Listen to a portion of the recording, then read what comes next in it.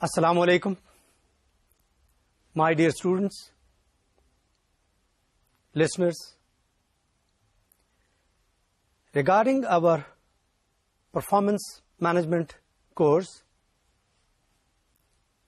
today we will talk about coaching styles and processes. This is a continuation of the topic which we started last time. When we talk about coaching, it is learning on the job, learning by doing. This is different than teaching in universities and colleges. Coaching basically involves observing behavior and performance of employees, motivating them, complimenting their good work, directing them, trying to help individuals in terms of what were the untoward behaviors, the behaviors which were not prudent, which were not useful, or which were less useful. Then helping individuals or helping employees correct their performance, correct their behaviors. So coaching is basically an activity through which a supervisor, a manager trains the employees for their continuous improvement in relation to their performance on the job. It is a tricky job. It is not that easy as it could be sometimes understood. It involves moods of the persons, mood of the manager or supervisor, mood of the employee, what sort of emotional state an individual is in when something happens, when something good happens, or when something negative happens. This emotionality or emotional part of behavior makes it difficult to coach, makes it difficult to teach, to help individual learn how to behave in a particular situation. Now, when I talk about situation, there could be situational constraints, situational difficulties, situational problems. And if you don't understand as a supervisor or as a manager, what are those constraints? What are those emotional issues which may be associated with the behavior of an employee, which you as a manager think that that behavior was not good, prudent, useful, and you want to make a correction for continuous improving the behavior of employees, for optimum performance not only of those individuals, but as a totality for the group, the team, the unit, the department, or the organization. In short, coaching is a complex and sensitive process through which you not only train employees on the job for attaining optimal performance, but also you continuously improve the behavior of employees, you continue to improve the person of employees. In this context, what I just shared with you, in today's environment, it is critically important that the manager must know a number of things regarding employees which or who work under his command or under his management. He must know something about, let's say, accounting. He probably should know what is sales, how a salesman should act, how interactions occur in a situation, how interactions result into certain outcomes. What I mean to say, that the manager should have a broad spectrum of knowledge regarding the behavior of employees who are working under his management or control. In this session today, we will learn how constraints can influence coaching, how constraints actually can be counterproductive in terms of optimizing performance, how can we have constructive behaviors of all the people around you. As a manager, this is your duty to continuously help employees to improve their behavior, and by doing that, improving their performance. And that is the major task of coaching as far as you as a manager is concerned. Now, there are 4 different coaching styles which I like to share with you. The first one is a driver. The coach is a driver. So, driver style is, in a way, the coach is assertive, speak quickly and often firmly, usually talk about tasks and facts, not very expressive, expose a narrow range of personal feelings to others. Now, basically, the characteristics of a driver type of coach, as the name tells you, is this, that you are actually driving the other people in a direction. You are, as I said, assertive, you speak firmly, you speak quickly, you tell people, do this. When you tell, you are basically taking a lot of responsibility. You actually, in a way, drive your employees to act in a direction, to act in a different direction, to make them act for optimal performance of theirs as individuals, as employees. This is one coaching style. as I said, there is a lot of command and responsibility on the manager, because he is not only monitoring but directing the individual, directing the employee to act in one direction or the other. Therefore, this is one of the 4 styles which a manager could adopt.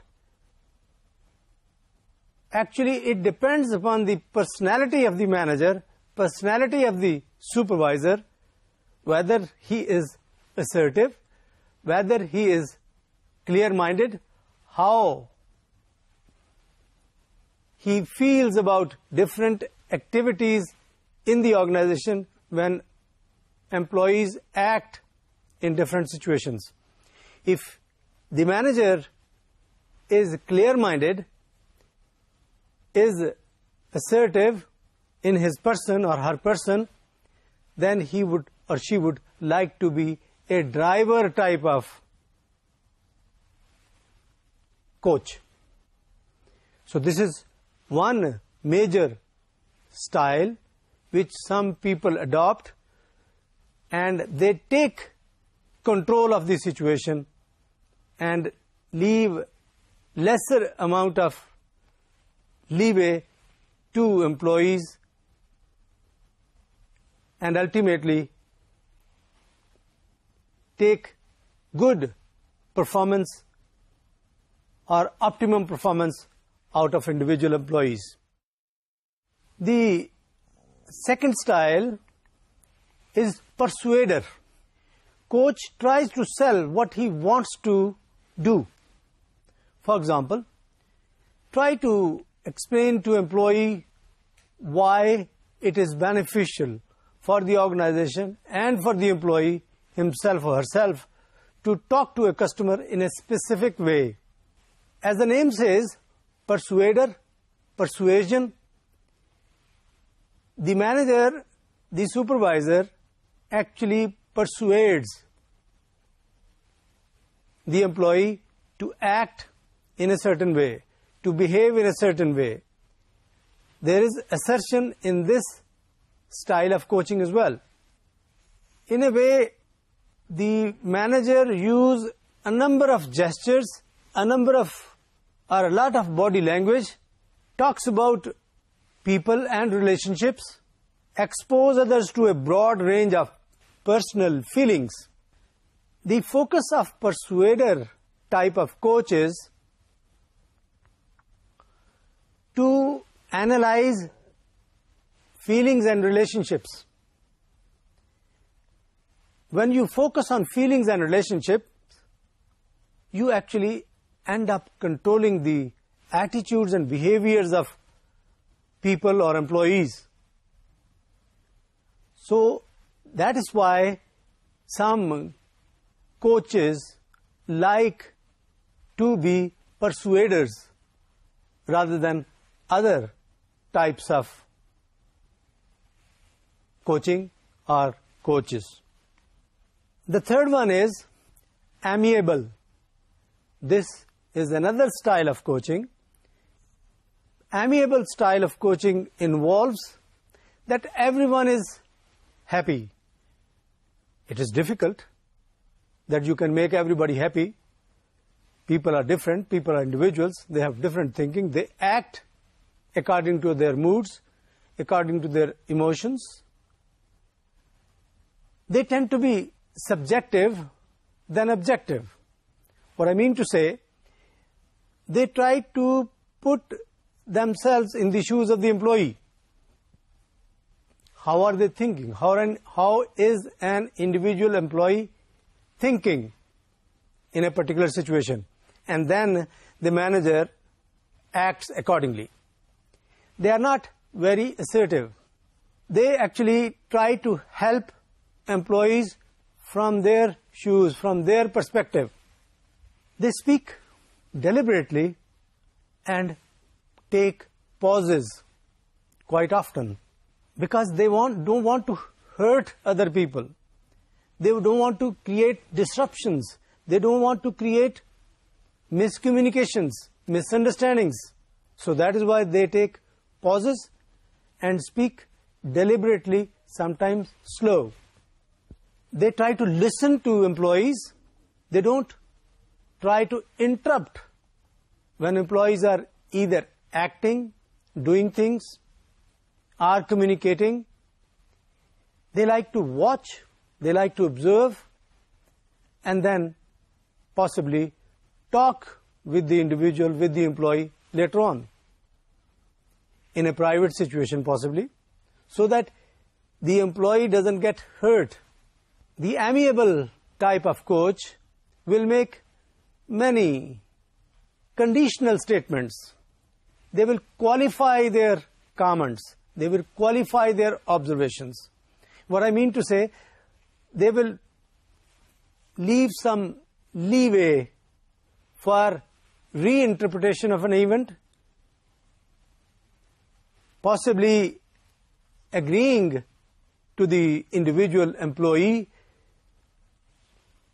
The manager feels that it is possible that what he is interpreting in terms of the act an individual employee has done, and he makes an interpretation, share with the employee, this is how I thought that you have acted, and this is how it will be taken, either good or bad, in terms of relations and effect when something is happening. On that account, the manager actually makes it comfortable for everybody, so that everybody remains a happy person, not a driver type of person who is assertive. In this case, the manager or supervisor is either less assertive or not very assertive at all. The fourth type of coach is analyzer. This type of coaching involves analyzing information in a logical way or a systematic way. The process of analyzing involves to follow some rules and procedures and providing a recommendations. When you analyze, you actually look into various perspectives, various aspects of an act, of a behavior, and then you relate with the ultimate outcome or effect of that act or behavior. And then you logically explain how this behavior will result either in good outcome, useful outcome, or a negative outcome. This is probably the most difficult and probably longer way of coaching. It is a difficult form of coaching. Analyzers are not very assertive. They talk about facts. They talk about data. They actually convince people. When they analyze, bring facts, link up data and facts, they actually make employees learn more than the previous three types of coaches or coaching. Therefore, it is important to understand that analyzer type of coaching is actually the most prudent coaching, but sometimes it may not be as effective as one of the three other forms of coaching which I just shared with you. Now the question arises, which of the four coaching styles is most effective? The answer is none of the four coaching styles as a single style is very much desirable or very much effective. Actually, a combination is required. Sometimes one form of coaching is good. In another situation, the other type of coaching is good, and maybe in a third situation, maybe another style is good.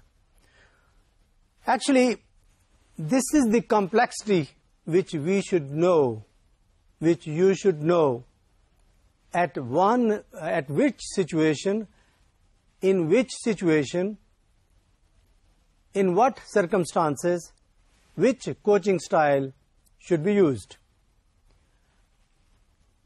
Coaching is a learning opportunity. It is an opportunity to set clear goals and delegate action. There are 6 points which I like to share on this particular aspect, that is, which of the 4 coaching styles is good or the best. As I said, no style is necessarily good, single style. Good coaching should be perceived as a learning opportunity, an opportunity to set clear goals and delegate action. The third one is coaching can involve all of the following at different times. What I mean to say, coaching involves providing direction, showing empathy, creating positive feelings, motivating them, paying attention to rules and procedures. A combination of style, as I said, is needed. There is exclusive emphasis on just one style will not help employees develop and grow. Now, the point is that if you adopt one of the 4 styles, that may not help individual employees to develop and grow. And that is the main objective of coaching, that you help individual employees grow professionally and personally. That is why sometimes you will need one way of coaching, second, third, and fourth. Ineffective coaches stick to one style and don't adapt to other styles. And the adaptive coaches actually adjust their coaching styles according to the needs of employees, needs of the situation, and they are most effective. Now, the point I'm trying to make here is that adaptive coaches or adaptive coaching is the most effective coaching. As I said, when you are in a particular situation, you must understand which of the 4 coaching styles could be good, could be useful, could be effective. In certain situation, you might like to be assertive. You might like to be a driver. You may not like to be an amiable person, an amiable coach. Sometimes you need empathy. You need to put yourself in the shoes of the employee so that you understand why he or she acted the way he or she did. I think I mentioned in one of the previous sessions that empathy is a beautiful, very desirable trait if you are a coach or a teacher.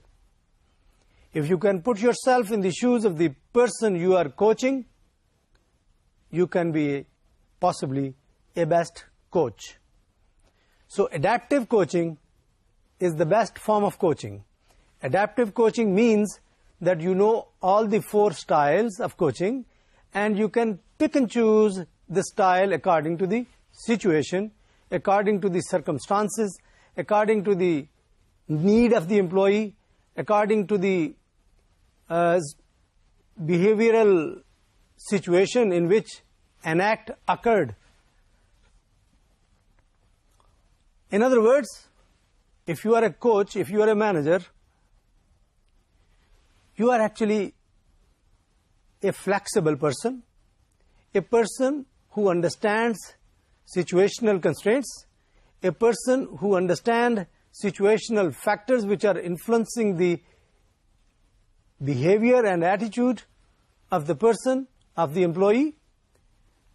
If you have these qualities as a coach, you are adaptable, you are adjustable, you are flexible, then you can actually perform as a good coach. My message here is that adaptability to the situation, adaptability to the mood of the person, understanding the mood of the person, understanding the situational factors, understanding the situational constraints, if you have that ability, you can act as a good coach. You can help employees, individual employees, grow, develop, and perform optimally. Now, let me make you learn what sort of coaching style do you have. If you look at the textbook you have, there is a case study 9.2 on page 234, which actually tells you how to learn about your own coaching style. If you look at the page 234, it actually tells you there are different words. Those words, if you see those are applicable to your coaching style, you take them. For example, there are 15 rows of 4 words each. From each row, select and circle 2 words out of the 4 that best describe the way you see yourself. If all 4 words sound like you, select the 2 that are most like you. If none of the 4 sounds like you, select the 2 that are closest to the way you are. Then total the number of words selected under each respective column. If you do that, there is a box on the next page, which is 235.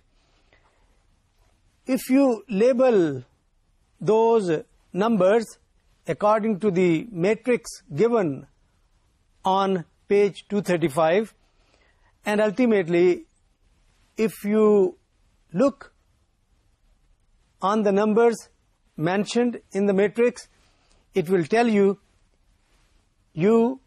as a coach, whether you are a driver type of coach, persuader type of coach, amiable type of coach, or analyzer.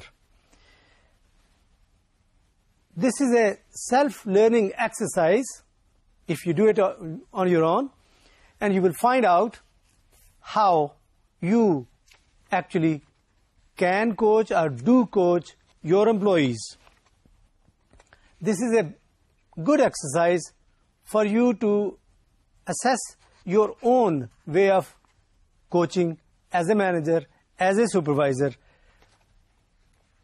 If you like, take this exercise, see how do you coach as a person, even if you are not a coach at this time, but you can visualize how do you see yourself as far as these words are concerned, which talks about you as a person, which talks about you, how do you relate with other people. Let me read out a few words to you. All business, bold, personable, deliberate, organized, listening, telling, courteous, listening. Third row, industrious, independent, companionable, cooperative. Fourth, nonsense, decisive, talkative, reflective. You have seen this book before. This is your textbook, Performance Management. And if you look at this book on page 234 and 35, you will see various adjectives. The adjectives which actually tells what sort of person you are, what sort of coach you are, how do you relate with other people. That is why there are nearly 60 adjectives which explain what sort of person you are. And when these adjectives are placed in the matrix on page 235, you actually learn what sort of person, what sort of coach you are, and this will be a good learning exercise for you as an individual coach. Now, let me talk about the process of coaching, how coaching process actually occurs. The first step is set developmental goals. What is the goal of you as a manager, as a supervisor? Where do you want to take an employee to in future? How do you want to develop an employee? What do you think are good characteristics of an employee you are working on, you are coaching? If you understand the major or the dominant characteristics of the employee, you will have probably a development plan for that employee. So first step is you must have development plan. There are 5 points which talk about the process of coaching. Now the first one is having a development goal, development plan for an employee. It must be reasonable, it must be attainable, it must be derived from the analysis of where employee needs to improve. Take into account short and long-term career objectives of the employee. So, setting development goals is the first step for a coaching process to occur. The second step is identify developmental resources and strategies. On-the-job training, attending courses, self-guided reading, mentoring, attending a conference, getting a degree, job rotation, temporary assignment, role in professional or trade organizations. Now these are basically different activities, different roles in which you are actually getting training. I shared with you in one of the previous sessions that different companies, different organizations, they experience or they practice different forms of training or coaching. In a Japanese style, individual employees are given opportunities to work in different capacities, in different situations. And they learn by being in different roles and positions. And that learning develops empathy in them. That develops a kind of relational expertise, relational skill in them. And they become better team members. So empathy remains a critical skill if you want to be a good coach. Now the third point is that you must have implementing strategies, how to implement what you want to, in a way, coach or make employees learn. The fourth point is observe and document developmental behavior. You observe people, how they are, or you observe employees, how they are behaving, acting, and do you document that behavior, that in this particular situation, that employee or an employee acted in this way, which was, let's say, not so good, not so productive, not so useful. And that observation and then documenting that observation will actually help you to talk with the employee, to coach the employee in the right direction. And that will also tell you whether an employee is progressing in the right direction. Just to give you an example, a student goes for 4-year program, for example, BS honors degree. In first year or in first semester, he or she has certain grades. Second semester or maybe third semester, he or she has other set of grades. Same second year, third year, fourth year. It tells you how a student is progressing, how a student is moving forward. Now, sometimes you can imagine that maybe class in charge, maybe director of the program, talks about the progress, the academic progress of individual students.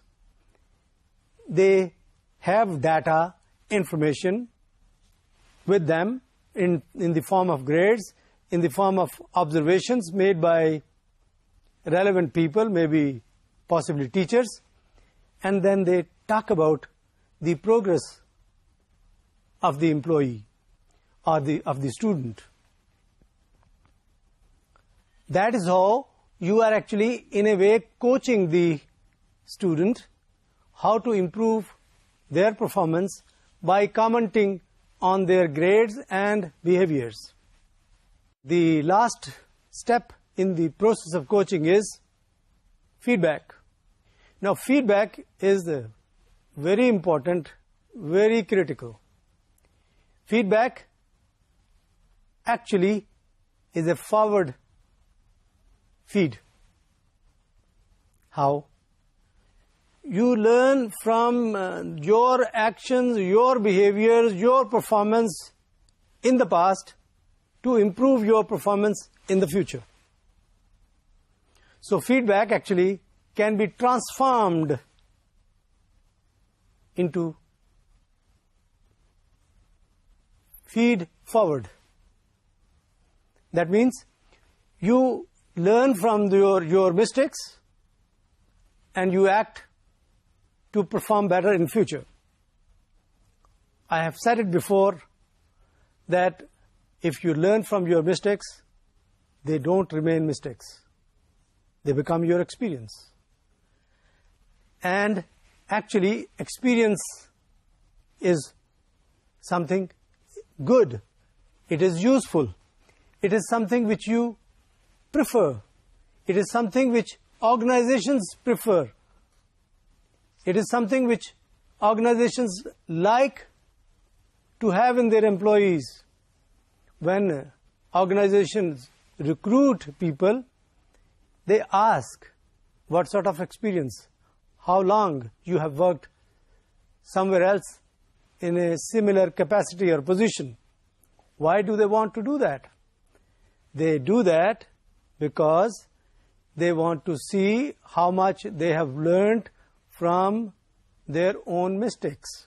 Everybody commits mistakes. So that is why feedback is critical in terms of coaching, in terms of the coaching process. The last step is feedback, and feedback can definitely help improve performance in future. Now let us talk about observing developmental behavior and then documenting that developmental behavior. Now I'm not talking about behavior only. I'm talking about developmental behavior. We talked about feedback. We gave, let's say you as a manager gave feedback to an employee. Feedback about his or her behavior in a particular situation. Now, in future, if his or her behavior improves, that is developmental aspect of that behavior. That change in behavior is to be documented. The change in behavior is developmental aspect of behavior. Now that development or change in behavior must be documented. If that is documented, then you can say that the employee has used the feedback to improve his or her behavior. Now, let me warn you here. Sometimes we make hollow errors, or HALO, hollow errors. Now, what is hollow error? Sometimes an individual employee may improve in one aspect of behavior, may have changed in one aspect of behavior, and you may mistakenly, with hollow error, you may say that the employee has improved in all dimensions of his or her behavior on the job. This may be a wrong assessment. So there is a possibility that an individual employee has improved on one dimension of behavior and may not have improved or progressed in other dimensions of behavior. For example, maybe because of the feedback, an individual employee improved its or his or her welcome procedure when a customer walks into a restaurant. But when the customer or the guest sits on the table, possibly his or her behavior when serving the food may not have improved.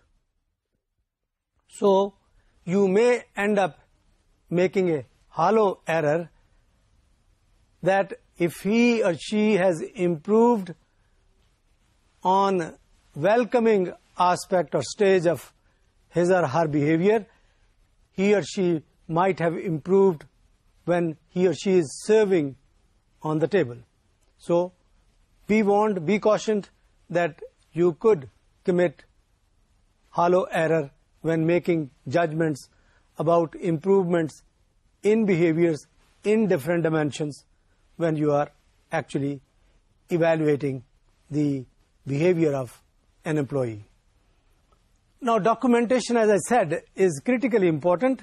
It can include memos, letters, emails, handwritten notes, observations, comments, descriptions, evaluations. You can make a range of observations, a range of notes, a range of data about an individual's past behavior, new behavior, and a change in past and current behavior or futuristic behaviors. Therefore, the emphasis is, the message is that we must document change and development in terms of behavior of individual employees on different dimensions, not just one dimension. Now, let us talk about some constraints in observing and documenting employees' progress towards developmental goals. There are three main points. One, time constraints. Managers may be too busy to gather and document information about employees' progress. We are talking about constraints. Constraints in observing and documenting employees' progress or change or development in terms of their behaviors, in terms of regarding the goals of the organization, regarding the goals which are set for the employee. Possibly, too much time may elapse between assignment of activity and the managers checking on employees' progress. Sometimes there are time constraints. Manager is not responsible only for observing employees. He may be involved in looking after various kind of data, maybe possibly have to look after the progress in sales in totality. So the manager may not have enough time, enough resources to document progress, to document change to document development in the behavior of employees, in the progress of employees, in terms of checking employees' progress. So this is time constraint. There are situational constraints. Managers are often unable to observe employees when they engage in developmental activities. For example, there is a change in the attitude and behavior of an employee, but the manager is not all the time around to see the action and behavior of employees in given situations, in these situations in which an employee acts or behaves. They may not have first-hand knowledge about employees' performance. The manager may not be watching himself or herself. He may be getting information indirectly from other employees, from supervisors, for example. So that may be situational factors or situational constraints which may not be that useful in terms of progress regarding the developmental behavior of employees. The third one is activity constraints. In highly unstructured development activities, like reading a book, for example, manager may have to wait until activity is completed to assess its benefits. Now, reading a book may happen in many days, possibly weeks. Unless that activity is completed, finished, you cannot make a judgment. You cannot evaluate. So on that account, these three factors are useful to learn regarding constraints in observing and documenting employees' progress towards developmental goals. There are ways to address these constraints. A good communication plan is necessary. Managers should be trained to minimize errors, share notions of what it means to complete development activities successfully, observe performance accurately. They are confident and comfortable in managing employees' developmental activities. We need to understand, as a matter of fact, the forces that motivate managers to invest time and effort in employees' development. If managers feel that their time is well spent when they are helping develop employees, they will take interest and do this developmental work with interest, with motivation. Now, let me share 4 points which benefit the documentation of employees' development activities. 1, minimize cognitive load. Memory should not be used as such as a factor. Rather, it should be documented. With documentation can help you. Secondly, it creates trust. Benefit of documentation can create trust in employees. It can help develop plans for future.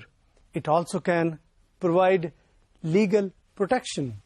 Now, there are 7 points which are actually recommendations for useful and constructive documentation. Now, these 7 points actually tell you how a constructive documentation can be made or done.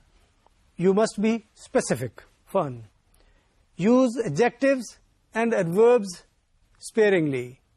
Judgment actually is the question. Sometimes I make a judgment on the basis of certain words which I use, and those may not be agreeable to an employee about whom you are making a judgment. The third one is balance positives with the negatives. You see, positives and negatives, both of them should be used. That will create a balance. Not just positives, not just negatives. Next point is focus on job-related information. Don't just bother around those aspects of behavior which are not relevant to the job. The next point is be comprehensive regarding the job, regarding the work he or she is supposed to do. Now, next one is standardized procedures. Procedure of documenting should be standardized. Now, describe observable behaviors. You can use cameras, monitors, other things which can help you document behaviors of individuals or employees. Now, before we finish for today, before we complete for today, let us find messages in today's session. Basically, what we have learnt today is that there are different coaching styles which an individual or a manager or a supervisor can adopt. No. Is there a single style which is good? No. Possibly combination of styles. Possibly using different styles in different situations. So the manager should be alert to the situation. Manager should understand situational constraints, and ultimately manager should be able to make use of different coaching styles for the improvement of individual employees. Different employees need different coaching. On that account, you must be aware about the individual needs of employees in terms of their learning, in terms of their coaching needs. On that account, just to sum it up, I will say that a manager or a supervisor must have diverse knowledge about the behavior of different employees working in different positions, and should have the ability to empathize with all the different employees working under his command or management. With these words, we end this session today. See you next time. Khuda Hafiz.